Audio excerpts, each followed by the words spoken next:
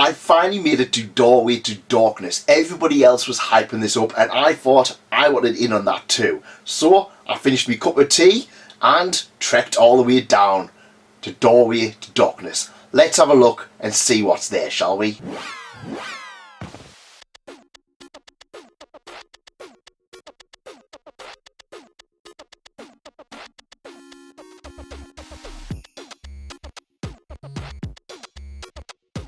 Moving down, we get some interesting things here, and that is graded games. Not sure why somebody would want to grade Call of Duty on the Nintendo Wii U, but somebody certainly did. Over in the Pokemon section, yeah, that crystal doesn't look right to me. We also have a few ROM hacks included. Not too much of a fan of that, especially not notified that they are ROM hacks or bootleg versions. A nice box of loose games as well, including some titles such as Mario Maker 2 for the 3DS, a few GBA games, and a few nice little things here and there, a few pins. I always like a good pin. A good pin's always a good sign of a good day.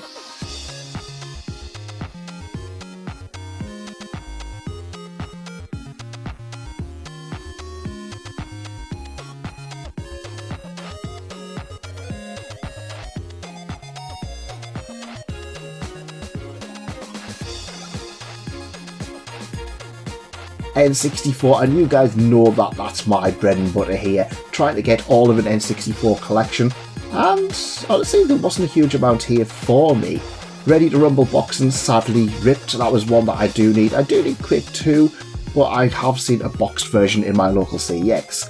Tonic Trouble looked like it had some tonic spilled over it, and a few other common titles here and there, including plenty of Superman 64. One I do need, but again, a boxed in my local CEX is kind of taking precedence. Super Nintendo, and honestly, I don't even know what I'm looking for Super Nintendo. There's a few titles here and there that I do want, including Tetris Attack, which I do want a boxed version, and Mystical Ninja. Sadly, didn't see either in here. There was an unboxed Tetris Attack, which was pretty interesting, but I don't know, I think I'd rather just splurge and get the extra one for how little I get. A lot of boxed N64 games, and I could have sat here for hours and hours just picking through them, but honestly, when it came down to it, there wasn't anything that was standing out to me. I think the fact that I couldn't see the prices was also a little bit of a detriment. But there was absolutely huge amounts of titles, including Magical Tetris Challenge is on my list of ones I want a physical of.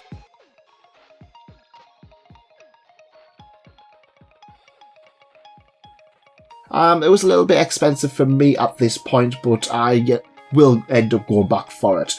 Game Boy Advance, I could have spent so much here. Tactics Ogre, an absolute grail of mine.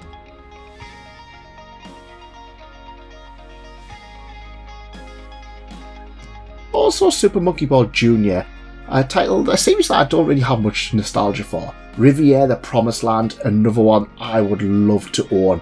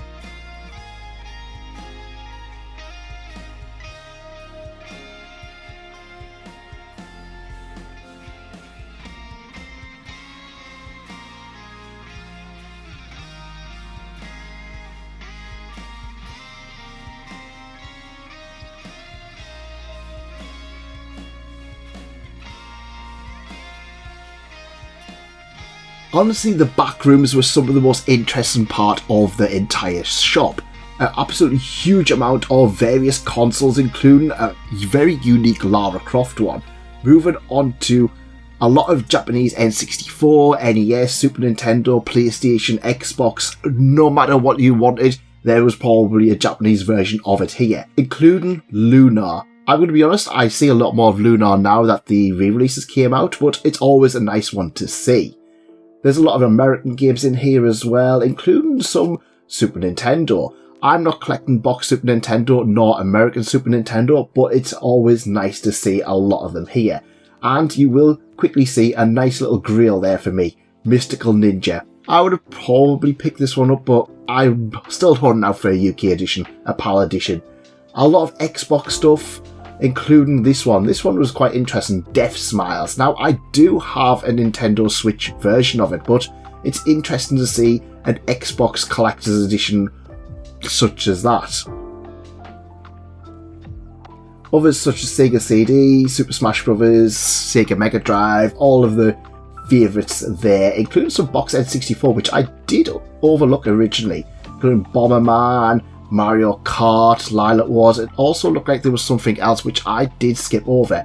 Keep in mind that this is an absolutely vast shop, so it is very difficult to see everything, especially when you try to record stuff. GameCube Japanese, very underrated in my opinion. There's a lot of fantastic artwork, and I'm going to be honest, I do prefer the cases for GameCube Japanese to the English ones. They just look so much nicer and more unique. I can understand why they went for what they did, but yeah, these just look cool. Amiibo as well, I do want that Link one eventually. I just never got around to picking it up, but it is on my list to pick up someday, hopefully. But it's always nice seeing Amiibo as well, because it's just one of those things that you just don't see often anymore, but they're always nice to see when they're boxed and on shelves.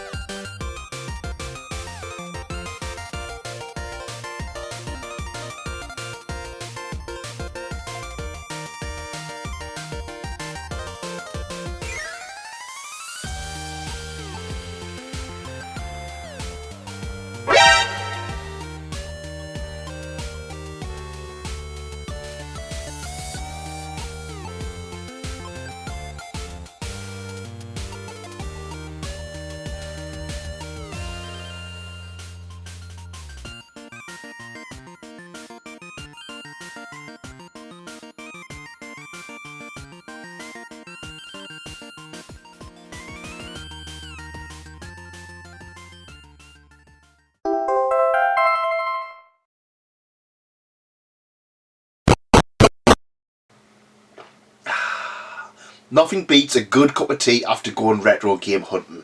Doorway to Dorkness was a rather interesting place. I was absolutely amazed as soon as I walked in. I'm going to be honest, I saw a few other YouTubers go there, and as soon as I saw, I was like, I had to go there. I kept things a little bit of a surprise for myself. And I could have spent so much money. Easily so much money. There were so many things to add to my collection. And the more I walked around, the more I realised that things there were incredible. It was nice to see the games on shelves that kind of made sense. For example, we had a Wii section, then around the corner was like a Wii U section, and then around the corner of that we had Game Boy and N64 and Super Nintendo. You know what I mean? It was kind of, everything was kind of like, you just went round in a circle and kind of everything was there. You weren't kind of going, oh, here's Xbox, but then like literally the Xbox merges into GameCube and then goes to PlayStation, which merges into Switch stuff. You know, like we see at some CEXs or even some other retro game shops I've been to, where nothing's kind of organised, everything's kind of all over the place and it's kind of everywhere. The other thing is that obviously it's a brand new shop. It felt very clean and I appreciated that. It was really nice to kind of feel just everywhere was looked after. It made everything just kind of feel... I felt that, you know the feeling. You go to like some of these CEXs and you pick up a game and it's grimy and yeah. Every single game was bagged up. Every single game that needed a protector had a protector on it. And it was just those little things that just made it just feel so cozy and just so nice to go to. I wandered into the toy section and the toy section was absolutely fantastic as well. Just, even though I'm not really into figure collecting, and when I say figure collecting, you know, Western figure collecting, I didn't see many anime figures. There was some, we were looking at the Tomb Raider figures, and they were like, are these bootleg? And apparently no, they're just old and French. Yeah, that's right. The Tomb Raider Lara Croft figures were from a French collection series, you know, those magazine series, you know, where you get a different little statue every week, or you know, 100 parts to build a Dalek or a radio-controlled car, them kind of ones. Yeah, they were just old and French, and it just, that was fine. I was rather interested. I was like, Lara Croft doesn't have many great figures, which is a huge shame, which I do want to rectify that in an upcoming video. The figure section was absolutely fantastic. It was lovely just being able to wander down there. The VH section, the manga section, of course I'm huge into anime, so of course I had to have a little rummage around the manga section. Wasn't anything for me, but that was absolutely fine. It also made me realise, it's like, you know, if I go back down again, I've got a few rare bits of manga, maybe trade them in, get something a little bit substantial for it. And yeah, overall it was really nice. The lads were kind, they were well approachable, and overall it was just a nice little comfy vibe, and I really enjoyed it. A little bit of a negative side, and we kind of mentioned this before, there was some bootlegs there, and I'm not going to beat around the bush. It was in the Pokemon, there's like a Pokemon cabinet, there was definitely a crystal that looked bootleg, and the more I looked, there was a few like bootleg boxes for Pokemon games which are kind of hidden back. And I noticed a few in the Game Boy and N64, and honestly that kind of put me off. There were a few that were definitely labelled reproduction cartridge, but there was definitely some obvious fakes in that Pokemon section, and personally for me, that kind of put me off making any big purchases. My intention was to go down and just raid the N64 collection and pick up as many titles as I was missing. Sadly, I didn't manage to do that. There was one that was a little bit more expensive, but because there was a Conker's Bad Fur Day in there that kind of looked hidden away, it wasn't labelled, and the label itself looked a bit off. That just gave me that little bit of reluctance to just make a few big purchases, simply because, well, yeah. There's another thing as well, was I mean, it didn't affect me, but when obviously we were coming to check out, they were like, oh, make sure everything's there. And I was kind of like, well, if I was making a big purchase, I would have kind of expected them to open the cartridge. Just that's kind of me being a little bit too, maybe I'm being overly critical, but it's just a minor thing at the end of the day. I'd be a little concerned if I said that they were oblivious to the fact that there was bootlegs in there. That means that they definitely need to step up and start understanding, but I definitely think that anything that is a bootleg needs to be clearly labelled as such, and there was a few titles in there, I think it was a Pokemon Crystal especially, that just wasn't labelled, and that just gave me that little bit of reluctance to splurge the cash. So let's have a look and see what I picked up when I was there. Well, I picked up 2 N64 games. My intention was to pick up all of the commons that I just didn't have. Sadly, that didn't happen. There were a few titles which I looked on the site and I just didn't see when I was there, which were common, such as Madden, and I think there was a sports game that I was after, wasn't there. Ready to Rumble, when I got there, the label was completely ripped off, and it was pretty much the same price as buying it from CEX. I was like, I'm not paying CEX prices for a completely ripped off cartridge. There was another one, Fighting Force, which was a little bit more expensive. That was about £45, but I'm personally, I'm not going to get too into it. I was put off. But the 2 titles I picked up were common titles, but they're just ones that I just haven't seen yet on my travels, and they were Revolt and WWF Attitude. So this makes 153 and 154. This also closes my subset of WWF games with WWF Attitude. WWF Attitude is a WWF wrestling game released in 1999. While not quite as beloved as No Mercy or WrestleMania 2000, Attitude and Warzone both carved out their own niche in wrestling game history. The roster includes wrestlers such as Triple H, The Rock, Stone Cold and Val Venus, along with plenty more from the Attitude era. And also Revolt, which is yet another N64 racer. Revolt is a 1999 racing game developed by Acclaim, in which you race remote-controlled cars in a slightly larger scale than Micro Machines. It's a rather fun one too. However, with the amount of racing kart games at the time, it struggles to keep up with some of the bigger titles. It is worth a play, however. Now, it's one of those things, I went down there, it was a bit of a trek, and yeah, CEX prices, but you know what, I'm going to travel to a lot of CEXs to try and find these. I thought I'd pick them up while I could. Would have liked to get more, but sadly, the odds weren't in my favour. Next up was one that I picked up quite early, and it was a cheap game. It was a cheap GameCube game. Now, GameCube is in a weird position for me because, as you guys know, I made a huge mistake a few years ago and chucked a load of boxes. So my focus has been to get more GameCube boxes. But, well, I want to try and get some new games as well. And there's a few games that, over the years, I just never picked up. And one of those titles is Medal of Honor Rising Sun. Now, the Medal of Honor franchise is one that I've always had some interest in. I played a lot of Medal of Honor for the PlayStation 1 and Medal of Honor Underground for the PlayStation 1. Medal of Honor Frontline for the GameCube came out a lot later and I really enjoyed it.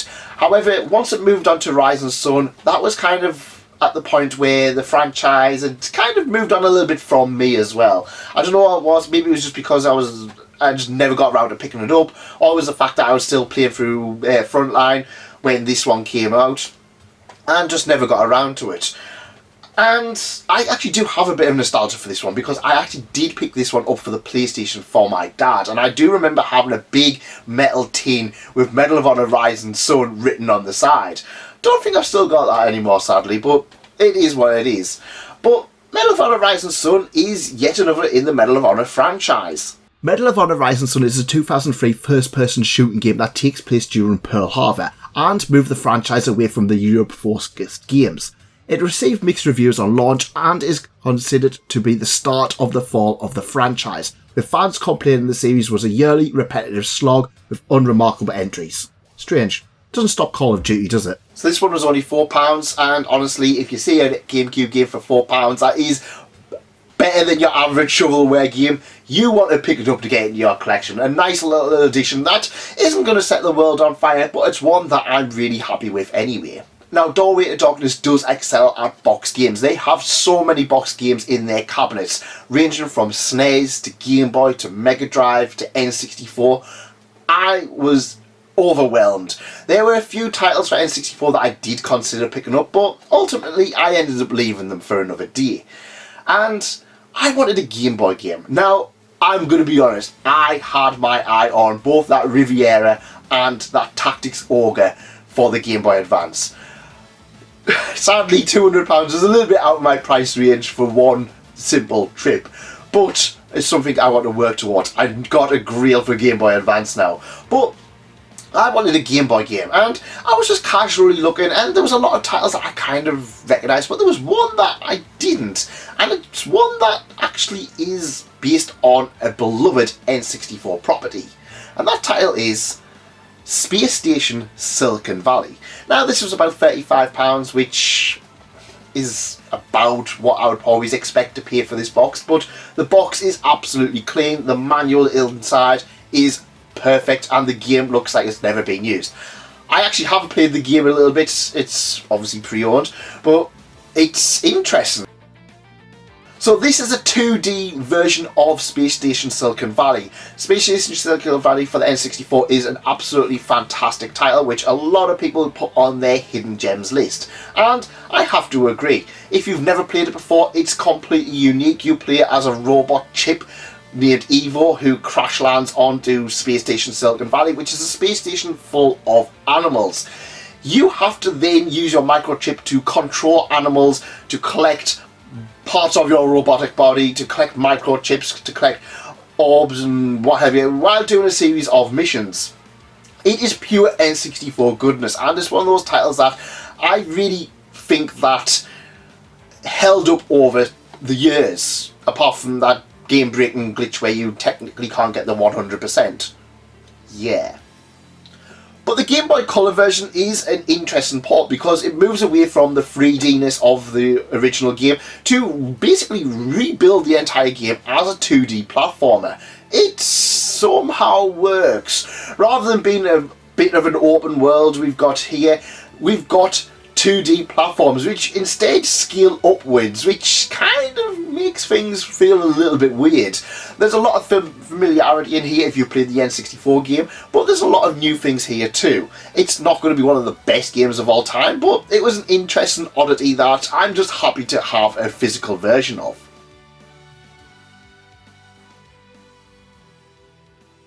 Now, moving into the Nintendo Switch, and Doorway to Darkness had an absolutely wealth of Nintendo Switch titles, ranging from Pokemon titles to, well, some of your limited run collector's editions, and I was in absolute awe at the amount of collector's editions. Now, personally, I've moved away from collector's editions on a whole, simply because I don't have the space, but I'm going to be honest, I was tempted with that Xenoblade one.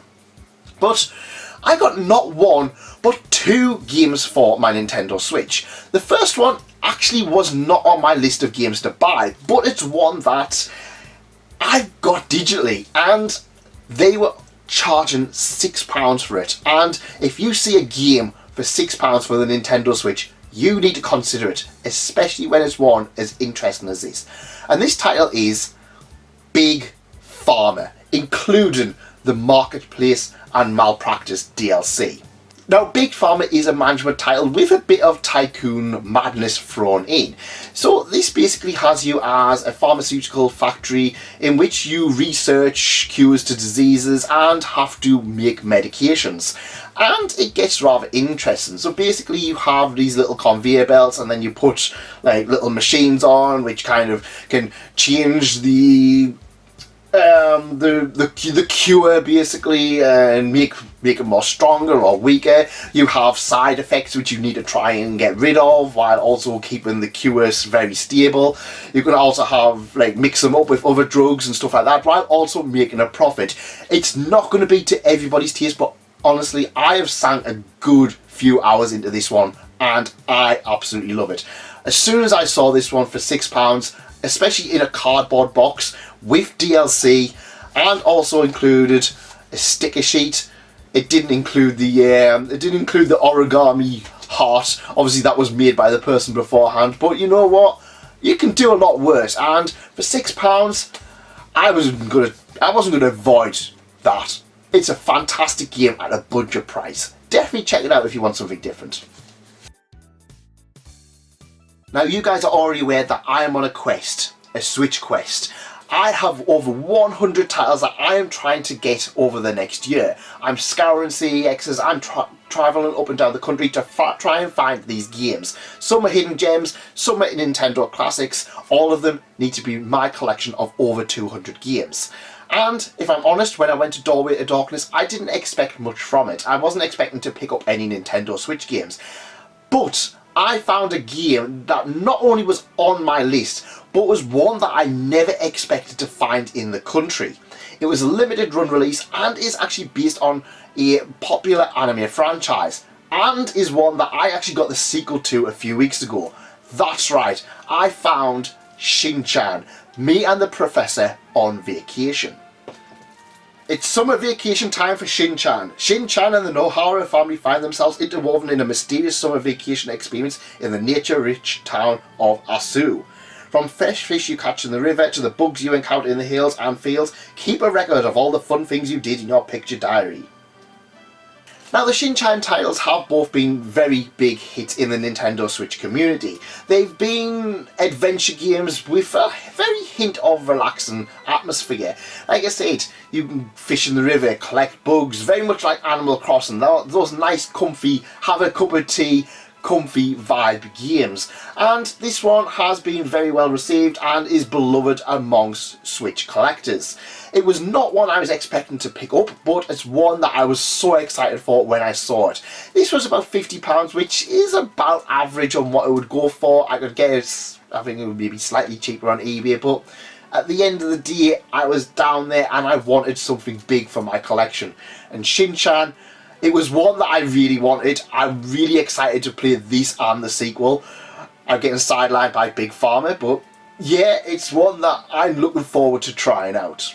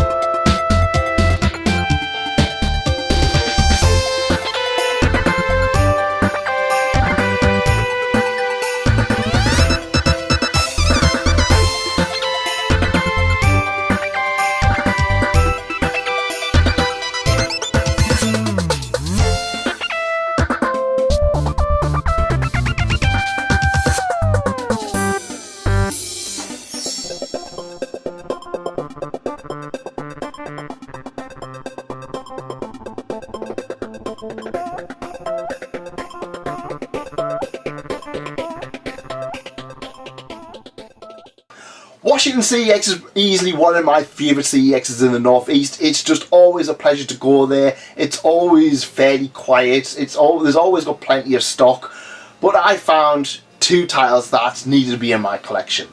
Now the first up is a GameCube title. Now I am still trying to find some interesting GameCube titles that I missed out on when I first kind of collected. And this one was no different. I picked up Future Tactics.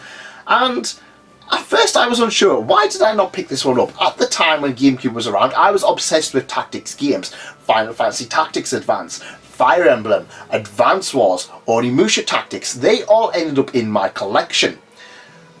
But I never picked up Future Tactics The Uprising, and I never understood why. Until now, when I looked at this box, and yeah, those character designs are not normal. There's certainly weird character designs. Future Tactics advertises itself as a unique turn-based tactical combat engine that's all about the action and not the stats, leaving with you more time for destruction. You can really leave your mark on a deformable terrain that changes as you destroy it. You can blast holes in the wall, make craters out of meadows, and send boulders flying like toys. Make a mess, no one will be around to clean it up. I'm going to be honest, the cover design on this one didn't really appeal to me. It's not one that I kind of looked at and was like, oh, I really need to get this in my collection. But you know what? It's one that I'm interested to try and pick up. It's one that looks fun enough. At least I hope so. It got a kind of a mixed response, so I'm setting my expectations on this one. The other title is an upgrade for me. Now, I'm collecting N64, I'm struggling to get new games, but what I am going to do is start and look at upgrading some of my titles. And one of the titles that I wanted to upgrade was a beloved title from me from years ago. And this is in the same vein as Space Station Silicon Valley. This is by the same people, in fact. And these people actually went on to make a certain franchise that you guys might have heard of. Maybe. Grand Theft Auto 3, Vice City, San Andreas, Rockstar, that's right, Body Harvest. Set in the far future of 2016 AD and Earth is dead. Mankind has been annihilated and hunted to the extinction by a century of alien attacks. One last desperate chance remains. Someone must travel back in time and attack the alien predators before they complete their hideous invasion. This is a sci-fi, kind of a little bit like Terminator, in which you play as a space marine and have to kill aliens. Sounds a bit like Doom, but yeah. So this is interesting because you can see so many things that ended up in GTA 3 in here. You've got the third person shooting action, you've got vehicle transport in which you can drive the cars around and fight these aliens and stuff like that, and you have a fairly sizable overworld. This game is also incredibly difficult. I remember struggling with it so much as a kid, but I absolutely love it, and I absolutely adore the artwork. Cartridge wise, my copy is better than this one, so I am going to just swap the cartridges out and look to sell this maybe as a bundle down the future. But this one is one I'm really happy to get as part of my N64 collection. The artwork is fantastic, the manual looks absolutely beautiful. There's just something great about this game. I love it, and I don't think it gets enough recognition for what it ended up doing.